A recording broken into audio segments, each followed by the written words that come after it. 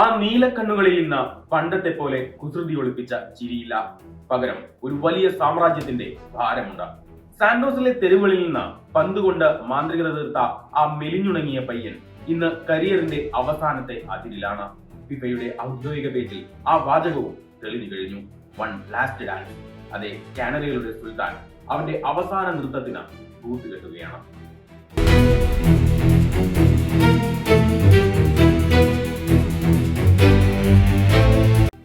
Neymar.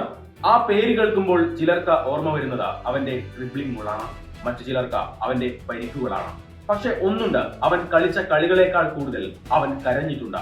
ഒടിഞ്ഞുപോയ നട്ടെല്ലും തകർന്നുപോയ കണങ്കാലുകളും അവനെ തളർത്താൻ നോക്കി. ലോകം മുഴുവൻ അവനെതിരെ തിരിഞ്ഞപ്പോഴും ഡ്രൈവർ എന്ന് വിളിച്ച് പരിഹസിച്ചപ്പോഴും ഉള്ളിലെ വേദന കടിച്ചിറക്കി അവൻ ചിരിച്ചു. കാരണം അവന്റെ നെഞ്ചിലൊരു മഞ്ഞ കുപ്പായം ഉണ്ടായിരുന്നു.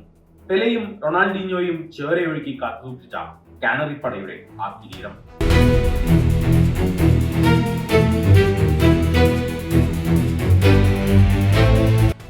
അവന് നന്നായി അറിയാം, ഇനിയൊരു തിരിച്ചുവരവില്ല. ഇതാണ് അവസാനം. 2014 കണ്ണീരോടെ തുടങ്ങിയ യാത്ര 2018 2022 ഹൃദയം തകർന്ന് അവസാനിച്ച ആ സ്വപ്നം.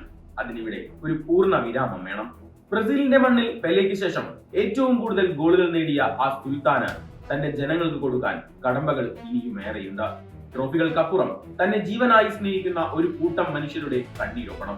ഈ ലോകകപ്പ് അവന് വെറുമൊരു ടൂർണമെന്റ് അല്ല, അവന്റെ ജീവിതത്തോടുള്ള, അവന്റെ ഫുട്ബോളിനോടുള്ള പ്രണയത്തിന്റെ അവസാന അധ്യായമാണ്. ആരാധകരും കാത്തിരിക്കുകയാണ് ആ മഞ്ഞ ജേഴ്സിയിൽ 10ാം നമ്പറിൽ അവൻ മൈതാനത്തേക്ക് നടന്നു വരുന്നത് കാണാൻ, അവസാനമായി ആ കാലുകൾ മാന്ത്രികത തീർക്കുന്നത് കാണാൻ. ഇതിഹാസങ്ങൾ ജനിക്കുന്നത് കപ്പ് നേടുമ്പോൾ മാത്രമല്ല, തോൽവികളിൽ നിന്ന് ഫീനിക്സ് പക്ഷിയെ പോലെ ഉയർത്തെഴുന്നേൽക്കുമ്പോഴാണ്. സുൽത്താൻ കളിക്കളത്തിലേക്ക് ഇറങ്ങുകയാണ്. കണ്ണീരല്ല, ഇനി പുഞ്ചിരിയാണ് ബാക്കി. ഫുട്ബോൾ ലോകമേ സാക്ഷിയാവുക, ഇത് നെയ്മർ ഡി സിൽവ സാന്റോസ് ജൂനിയറിന്റെ അവസാനത്തെ നൃത്തമാണ്. ഒന്നുകിൽ ചരിത്രം, അല്ലെങ്കിൽ അമരത്വം.